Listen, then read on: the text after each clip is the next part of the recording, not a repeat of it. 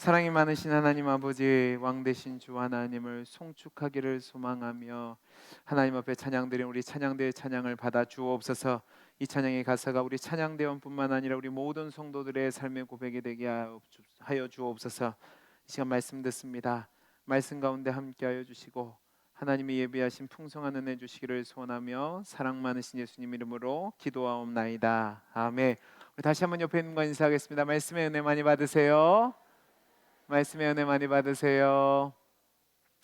자, 우리는 지금 사무엘상의 마지막 부분을 다루고 있습니다. 내용상 보면 사무엘상 28장에서 31장까지는 사무엘상의 마지막 단락으로 사울 왕이 결국 길보아 전투에서 블레셋의 패해서 죽게 되는 내용을 기록하고 있습니다. 우리가 지난주까지 살펴본 28장의 내용은 블레셋이 쳐들어온 상황 속에서 이 두려움에 있던 사울이 하나님께 물어도 응답이 없고 누구에게 물을 사람이 없으니까 쫓아내었던 엔돌의 신접한 여인을 찾아가서 자기의 앞길을 사무엘의 영을 불려오려서 묻는데, 제가 지난주에 뭐라고 했냐면 이 사무엘의 영은 진짜가 아니라 가짜라고 말씀드렸습니다. 이제 이 상황 속에서 사무엘상 기자는 이제 전장으로 관심을 돌려서 오늘 이야기를 시작합니다. 여러분, 오늘 말씀 1절 2절을 보시면 블레셋 사람들이 모든 군대를 방백 따라 수백 명씩 수천 명씩 인솔해서 아벡이라는 곳에 집결했다고 합니다. 여러분, 이 아벡이라는 곳에 집결했다는 것을 두고 우리는 생각할 것이 있는데, 첫째는 왜 블레셋 사람들이 자신들의 땅이 아니라 아벡의 진을 쳤는가를 생각하셔야 돼요. 자, 그림을 좀 보여주시기 바랍니다. 여러분, 이 그림을 보면 이쪽에 있는 가사, 아스글론, 아스돗, 에그론, 가드가 블레셋 5방백이 사는 곳입니다. 자, 이게 그러면 블레셋 땅이 되는데 왜 여기가 아니라 이 아벡이란 곳이 있을까? 이 아벡은 샤론 평지가 이곳에 있는데, 이 샤론 평지는 누구 땅이냐면 이스라엘 땅입니다. 여러분, 잘 생각해 보세요. 블레셋 5방백이 자신들의 땅이 아니라 자신들의 땅 중에서도 제일 위쪽에 있는 에그론보다 북쪽으로 수십 킬로 위에 있는 50km 정도 떨어져 있거든요.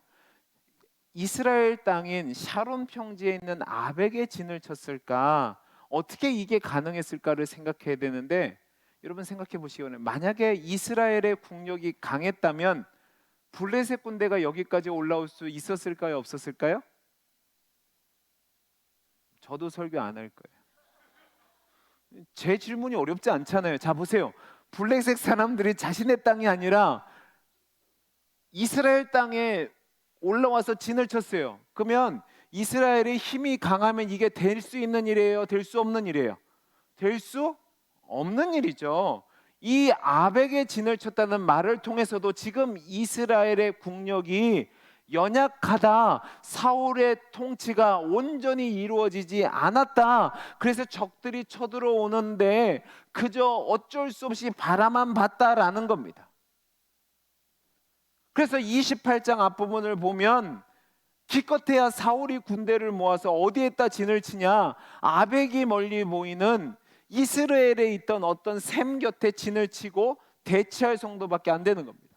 근데 여러분, 자, 제 얘기를 들어보세요. 순서상으로 보면 28장, 29장, 30장이면 어느 게 제일 먼저일까요? 28장이 제일 먼저죠, 그죠?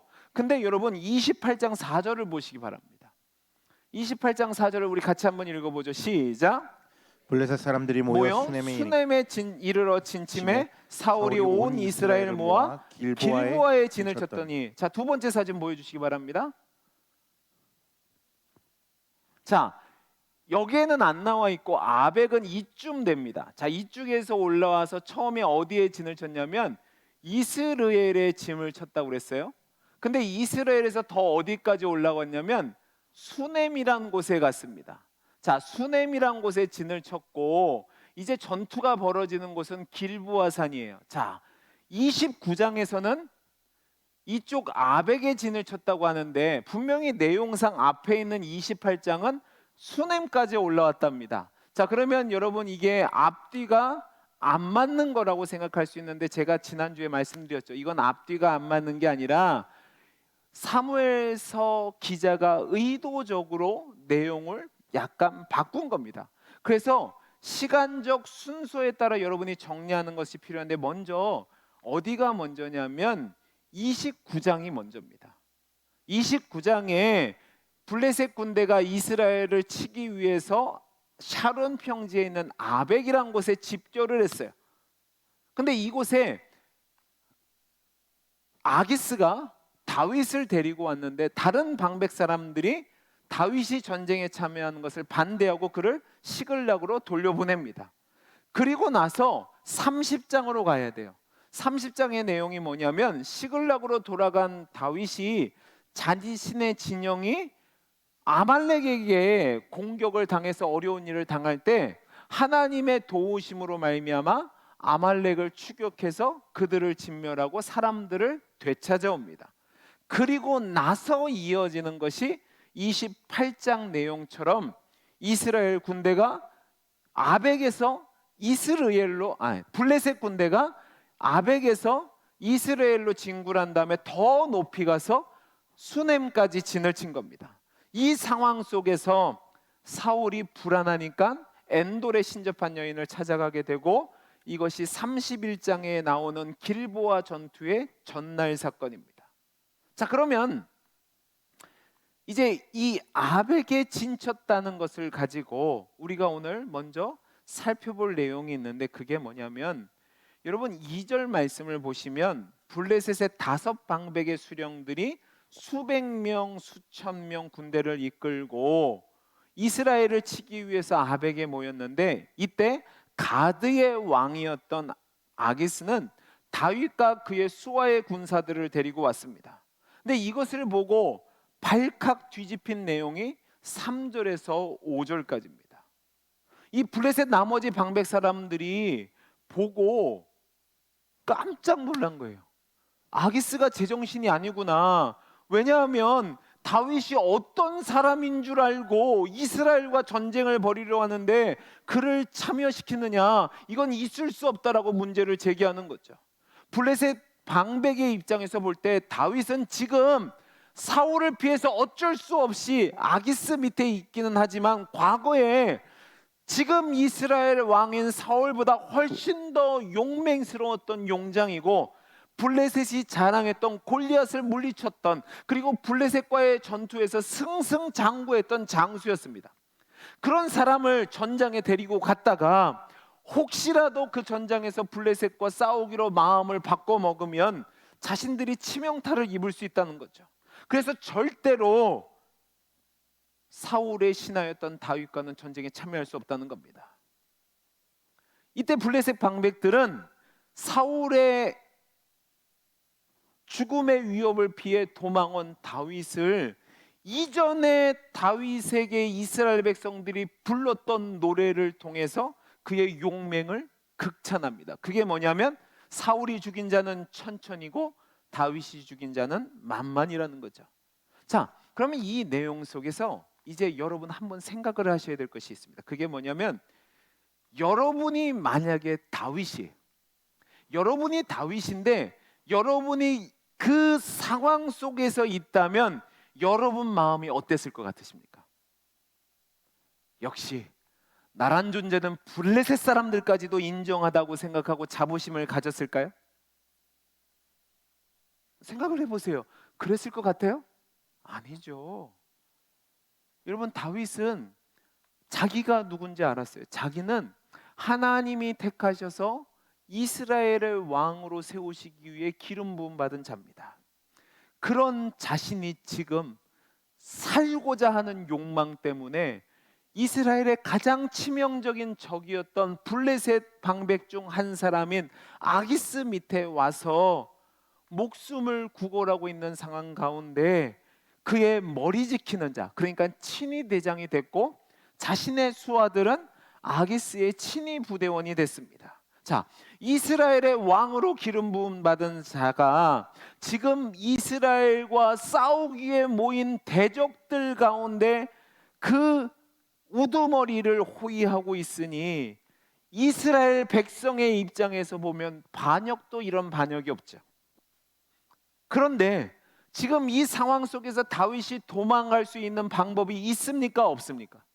없어요. 그러니까 막다른 골목에 이르렀다는 이 두려움이 있었을 겁니다. 블레셋 방백들과 아기스의 이야기를 들으면서 아마 조마조마했을 겁니다. 이 싸움에 참여하지 않고 돌아서면 그동안 아기스에게 충성을 보여주면서 환심을 사려고 했는데 이제 배반자가 되니까 자기의 생명을 어떻게 될지 담보할 수 없는 거. 왜냐하면 잘 보세요. 자, 이 전쟁에서 아기스를 배반하면 나머지 모든 방백들과 함께 아기스가 이 다윗을 죽이려 하지 않겠습니까? 그러니까 살 수 없는 상황이고, 만약에 아기스 밑에서 전쟁에 나가게 되면 이제 이스라엘의 기름 부음 받은 자가 이스라엘 민족의 반역자가 되는 겁니다. 그러니까 다윗은 자기 꾀를 통해서 피해봤는데 그 자기가 저질러놓은 일 때문에 스스로 만들어놓은 함정에 빠진 꼴, 그래서 이러지도 못하고 저러지도 못하는 진퇴양난의 상황에 빠진 겁니다. 여러분이 다윗이라면 어떤 생각이 드셨겠습니까? 가장 먼저 사울을 피해 아기스에게 수와 600명과 함께 도망온 그것 자체를 후회하며 자신의 행동을 반성했을 겁니다. 내가 꾀를 내어서 이 블레셋 사람들 속으로 왔고 지난 시간 동안도 그 아기스의 환심을 사기 위해서 몇 번이나 거짓말을 하고 다른 민족들을 살육하고 또 이스라엘의 원수가 된 것처럼 거짓말해서 신임을 샀는데 이 상황에 이르게 된 게 다 자기 책임이잖아요. 그래서 그 답답한 상황 속에서 소망 없이 어쩌면 좋을까 두려워했을 겁니다. 그리고 아마 제가 다윗이라면요, 이 상황 속에서 하나님께 도움 얻기 위해 기도도 못했을 것 같습니다. 왜냐하면 잘 보세요. 다윗이 블레셋을 넘어올 때 기도하고 왔습니까? 그냥 왔습니까? 그냥 왔죠. 하나님의 응답으로, 하나님의 지시함으로 온 게 아니라 자기 마음대로 자기가 살기 위해서 여기까지 왔으니까 여러분 무슨 염치가 있어서 기도했겠어요? 그죠? 근데 여러분 이 상황에서 정말 예기치 않은 놀라운 일이 일어납니다. 그게 뭐냐면 하나님의 능력이 다윗이 능력이 미치지 못하는 곳에서 일어난 거예요. 여러분 우리 하나님은 하나님이 택하신 자기 백성을 그 어려움에서 건져내 다양한 방법을 갖고 계십니다. 근데 그 하나님께서 지금 이 순간 사용하신 도구는 누구냐면 바로 방백들과 장관들, 그러니까 블레셋 사람들이었습니다. 경건치 않은 자들이 경건하지 않은 목적을 가지고 자신의 뜻을 이루기 위해서 온갖 방법을 모색하는 가운데 하나님께서 보이지 않는 손길을 통해서 그들에게 영향을 미치셨고 그 결과 다윗에게 유익이 되게 하는 결정을 내리게 한 겁니다. 여러분 블레셋 방박이 다 난리를 치니까 아기스도 무조건 자기의 뜻을 주장할 수가 없었습니다. 방백들과 군사들이 다윗을 전투에 참여시키면 안 된다고 얘기하고 만약에 그를 참여시키면 우리를 전장에 나갈 것이지 않을 거라고 얘기하고 오히려 그를 불명예스러운 상태에 남겨둬야 된다고 주장하는데 여러분 이게 논리적으로 틀린 말이 하나도 아닙니다.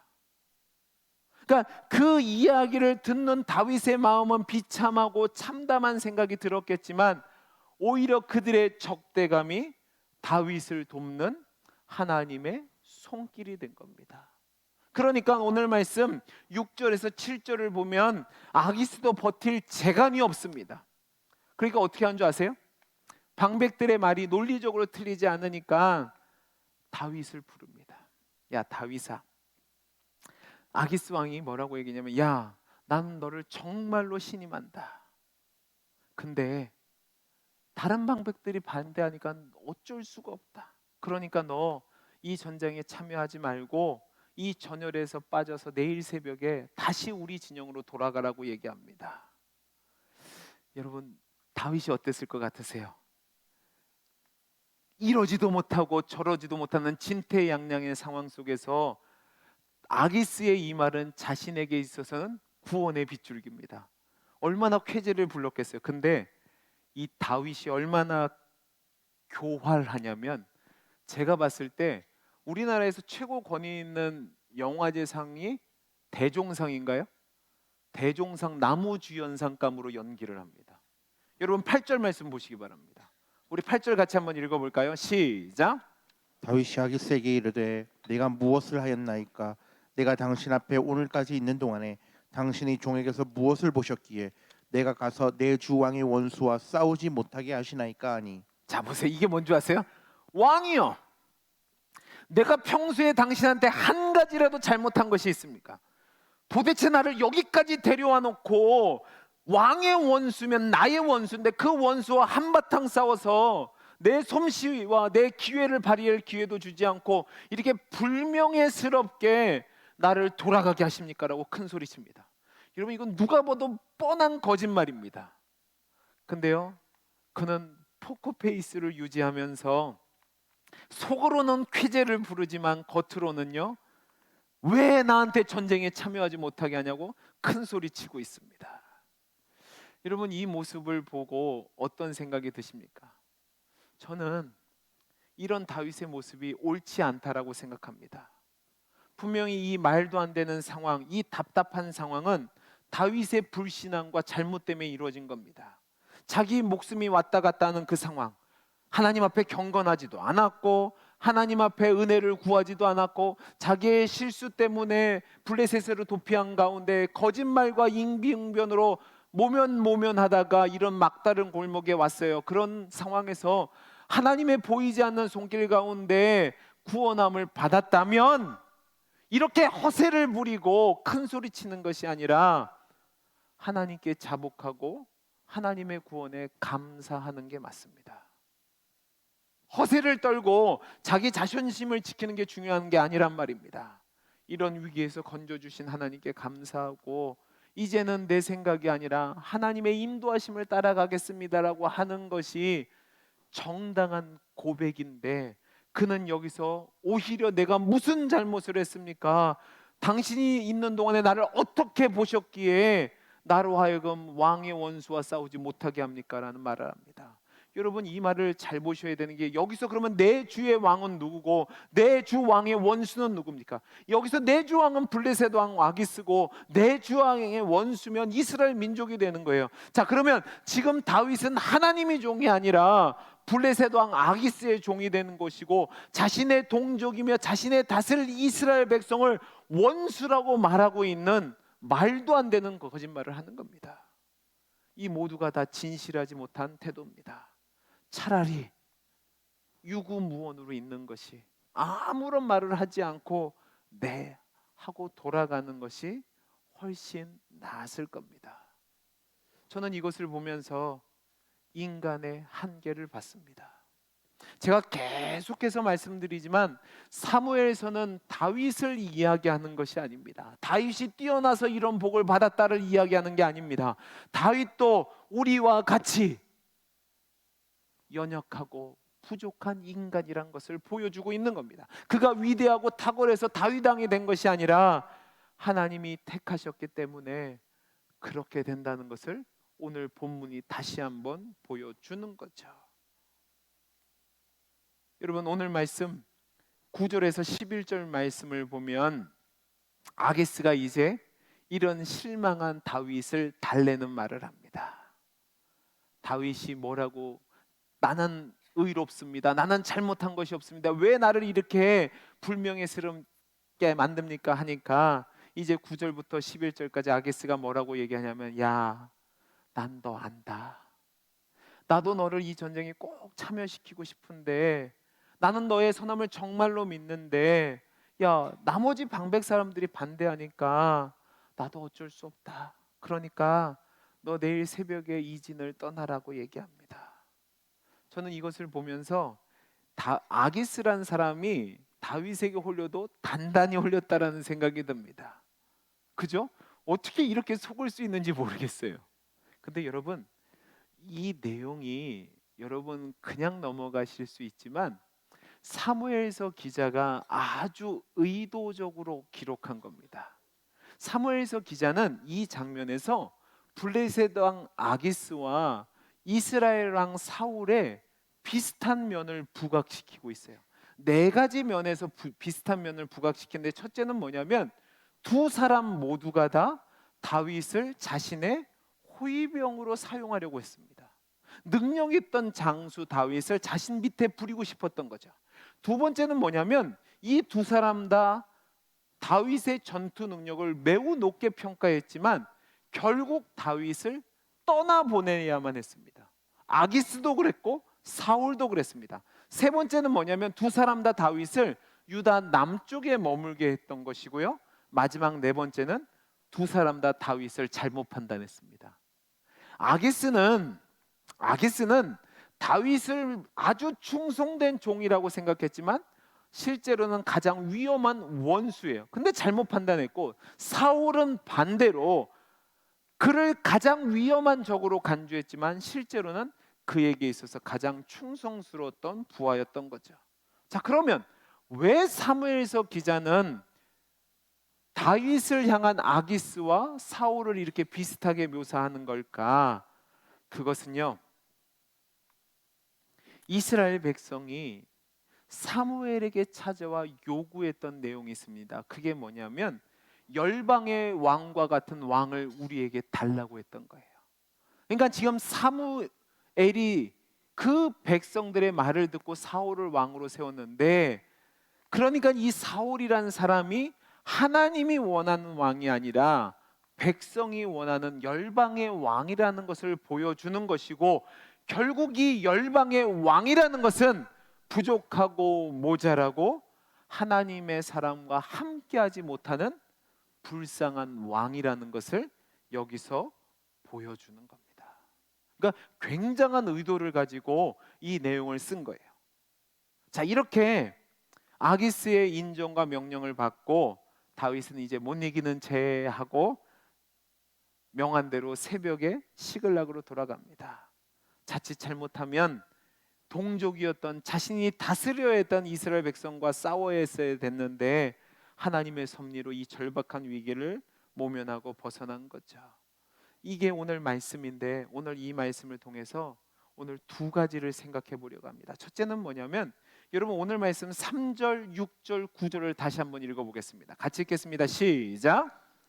사람들의 방백들이 이르되 이 히브리 사람들이 무엇을 하려느냐 하니 아기스가 블레셋 사람들의 방백들에게 이르되 이는 이스라엘 왕 사울의 신하 다윗이 아니냐. 그가 나와 함께 있은지 여러 날 여러 해로되 그가 망명하여 온 날부터 오늘까지 내가 그의 허물을 보지 못하였노라. 자, 6절입니다. 시작. 아기스가 다윗을 불러 그에게 이르되 여호와께서 살아계심을 두고 맹세하노니 내가 정직하여 내게 온 날부터 오늘까지 내게 악이 있음을 보지 못하였으니 나와 함께 진중에 출입하는 것이 내 생각에는 좋으나 수령들이 너를 좋아하지 아니하니. 자, 9절입니다. 아기스가 다윗에게 대답하여 이르되 내가 내 목전에 하나님의 전령같이 선한 것을 내가 아나 블레셋 사람들의 방백들은 말하기를 그가 우리와 함께 전장에 올라가지 못하리라 하니. 여러분, 이 세 구절에서 공통점이 나오는데 발견하셨습니까? 첫째는 이 세 구절 다 누가 이야기하는 거죠?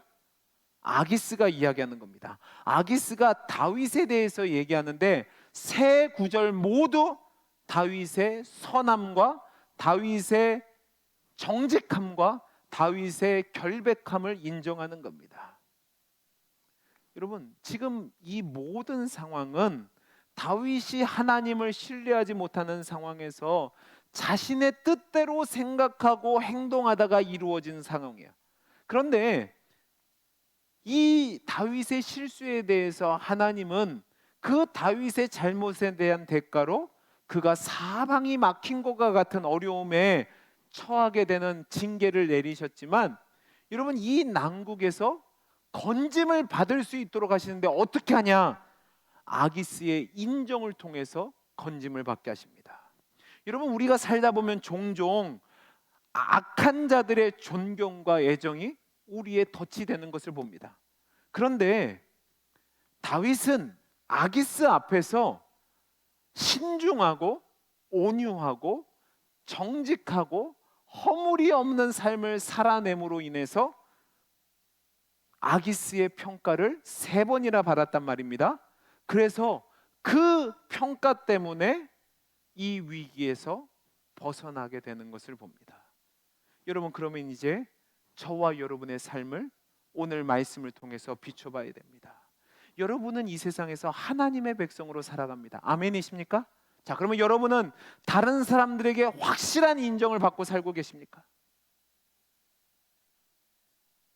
그리고 그 인정이 여러분들이 세상을 향한 성공과 명예를 위한 아첨하는 삶 때문에 얻은 겁니까? 아니면 하나님의 백성답게 진실하고 신실하고 온유하고 거룩하고 정직한 그 흠없는 모습 때문에 받는 평가입니까? 여러분, 기억하셔야 됩니다. 우리가 이 세상에서 살아갈 때에 우리가 사는 삶의 모습으로 인해서 우리가 하나님의 은혜로 구원함을 받을 수 있다는 사실을 기억해야 됩니다.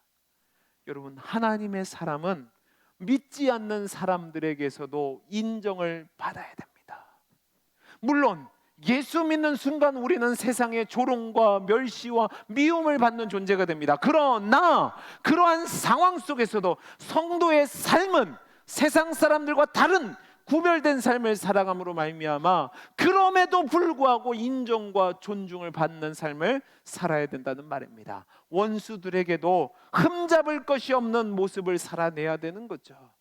여러분, 하나님의 사람은 하나님과 사람 앞에서 신실한 삶을 살아야 됩니다. 작금의 기독교가 세상 사람들의 욕을 먹는 이유가 뭡니까? 저는 뉴스를 보면 마음이 너무 아픕니다.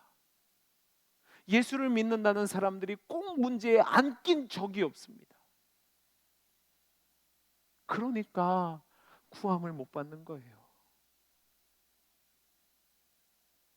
여러분은 여러분이 있는 어느 곳에서든지 하나님의 사람이라, 저 사람은 허물이 없다, 저 사람은 신실하다, 저 사람은 법 없이도 살 사람이다, 저 사람은 정말로 하나님을 믿는 사람이라 인정받을 수 있는 하나님의 사람이 될 수 있기를 간절히 소원합니다. 여러분, 하나님의 사람은 하나님 앞에서 살아야 됩니다. 내 성공을 위해서 외식하는 삶을 살라는 얘기가 아닙니다. 하나님 앞에서, 사람 앞에서 하나님 사람답게 살자는 거죠.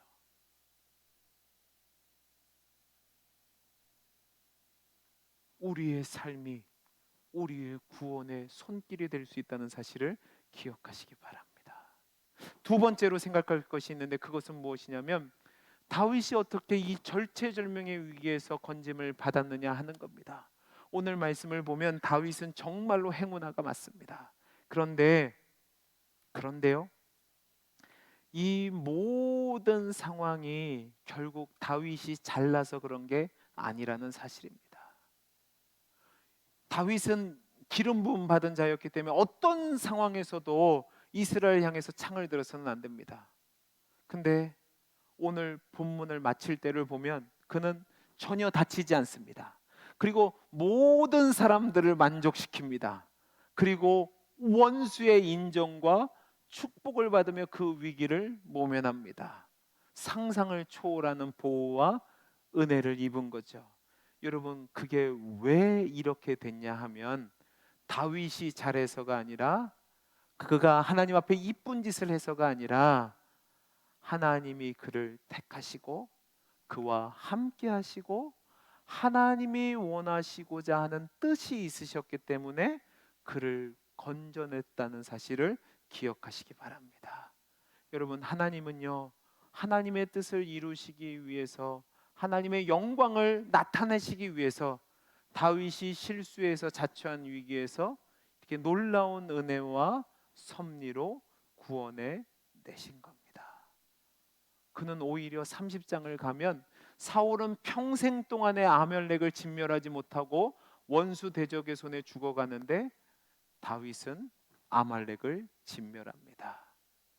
이것을 통해서 우리가 분명히 깨달아야 될 것, 그것은 뭐냐면 하나님은 하나님이 택한 자들을 위해서 늘 가장 좋고 선한 길로, 위대한 섭리로 인도한다는 사실입니다.